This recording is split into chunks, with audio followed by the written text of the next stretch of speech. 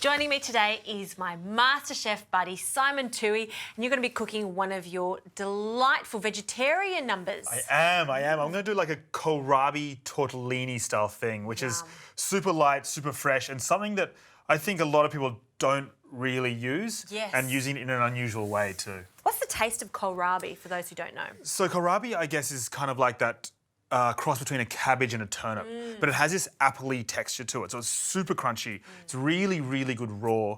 And on top of that, it works well with heating as well. So, for example, steaming it or cooking it in butter or oil. It works in so many different ways, but people just are so unfamiliar with it. And they sell them in all supermarkets. Yeah, and that's what I love about your cooking, you hero vegetables. Let's get started. How do we get this prepared? So the first thing we're going to do is we're going to take these tendrils off. They're absolutely usable for salads or anything like that. However, for this purpose, we're not going to use them. Leave them on the side, put them in the freezer for a salad another day or in the fridge.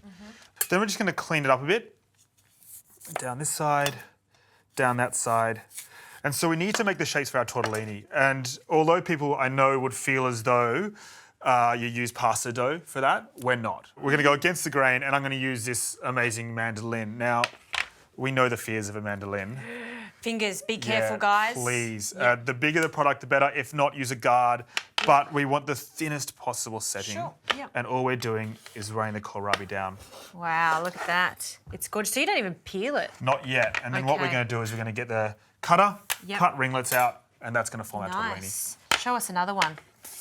See what we got there. Wow, look at that. Isn't it just gorgeous? Yeah, it's beautiful. So I'm going to do a few more of these, but while I'm doing this, and try not to cut myself, could you jump onto the ricotta with the lemon, if that's okay? Just blitz it up into a puree, I guess. Okay, so we want that real silky consistency Really, for this. really nice. Yeah, you want it so when you eat the tortellini that you have this really clean flavour and not sort of grainy at all. This is almost like a cheats version of tortellini because we don't have to make the pasta or anything like that. It really is. We're using the vegetable.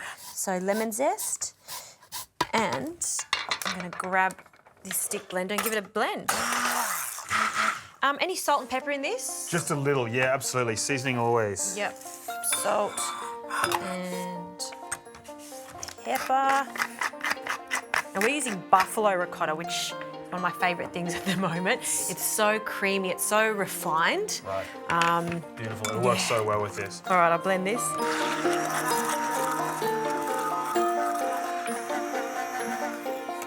Simon, how's that looking? Yeah, perfect and smooth. Love it. Can you put that into a piping bag for me? Can do. And then I've done my mandolin. They're ready to go. But before I finish it, I'm going to put the butter in the pan. Nice one. Okay.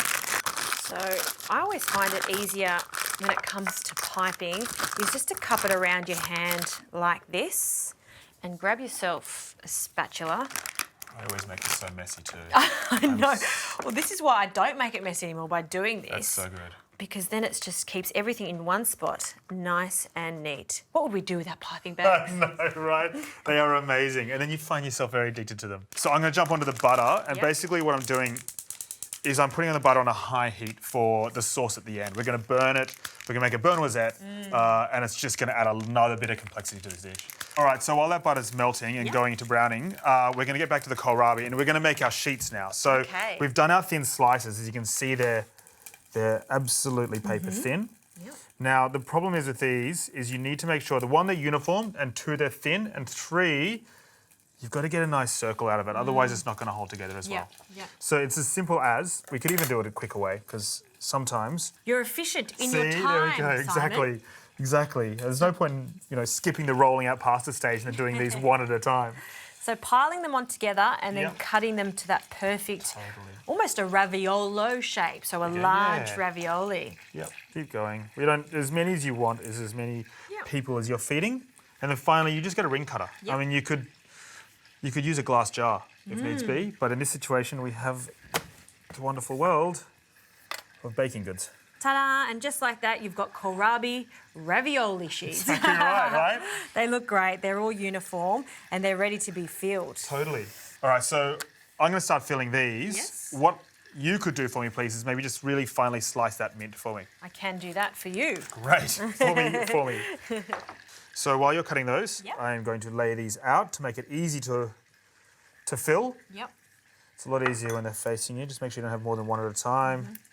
because they can be tricky. Well, we did get them very, So very thin. Look at them sticking together. How good is that?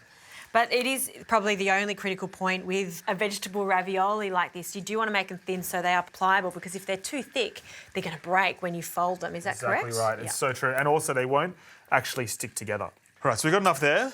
I'm now going to cut the tip off this piping bag. Yes. And I'm going to be generous. Straight in the middle. A nice amount there. Looks good. It's a lot more forgiving than pasta, because you know there's liquid sort of on a dry pasta dough or a pasta dough. Yeah. Sometimes you can't refill. In this situation, you can definitely sort of undo, fill more up, and then do it back up again. Correct. Yeah, so it's really cool. So we've got enough there. All right, so I can smell my butter's ready. Yep. There's nothing better than burnt noisette. There's nothing worse than seriously burnt butter. So I'm going to strain that off now. It's got a great smell and a great colour. Yes. Try not to get any of those solid bits, because that is the parts you don't really want, but that's going to end up as a beautiful dressing at the end. So good. I'll grab that lemon from you if that's okay, and I'm going to squeeze that just to stop the cooking of this butter. So just a half of the lemon, and then with that same strainer, let's squeeze that in there just to stop the cooking, and then it's just going to add some beautiful acidity to that dressing. Nice. This just over fish. I know we're focusing on veggies, but a butter like this with some poached fish is just the best thing ever. It is so divine. So now that's done. We're moving back onto the kohlrabi. Third stage of the kohlrabi is now folding it. Okay. And it's kind of fiddly, but it's also kind of fun. You can definitely help me with this if you want. Yes, please. But it's just creating a triangle in a sense. So we're holding it this way. So pinching one side. Pinching one side together until it meets in the middle. Picking up the other end and then joining it right in the middle. Oh, you're getting really fancy on me I know, now, right? Simon. This is seriously fancy style. And then you have this beautiful... That is gorgeous. Little number, little kohlrabi number. Kohlrabi number. So let me try it. So we're going to pinch the sides just like this. Yep.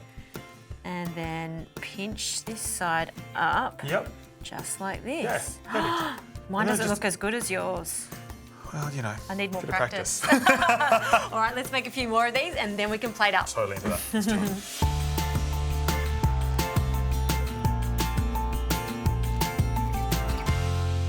All right, so now I'm just going to start plating, and it's as simple as randomly putting these on a plate. That is not that hard, right? Look how delicately you're doing that. You should have brought your tweezers that you used on MasterChef. That memory, I tell you what. I don't own any here, so sorry I couldn't offer you I'm so any. glad that's the case. Right, while we're laughing about me, can you start getting ready to grate that parmesan for me? And I'm just going to finish plating this up, and I'm just going to do it by really roughly. I mean, we are having a very simple dinner. Then we're going to go into pine nuts, as many or as little as you want. I think more the merrier, because that is that wonderful crunchiness out of it. And then our beautiful burnt noisette, which is just going to be heavenly as a flavour.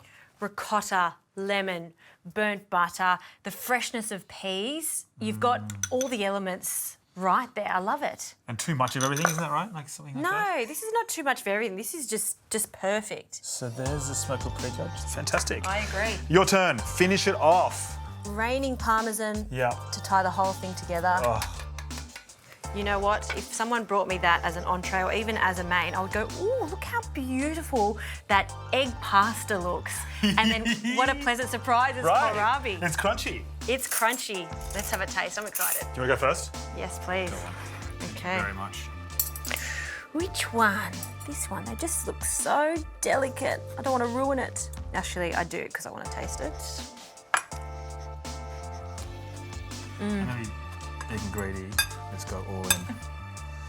I love it. I love it. And you're right. The best way to describe kohlrabi texturally is like an apple. It's crunchy, it's juicy, and that pop of sweetness coming from all those peas, it's a delectable dish. I'm going to make this next dinner party. This is what I want to serve my guests. It's awesome. Thank you so much. I really appreciate it. Thank you.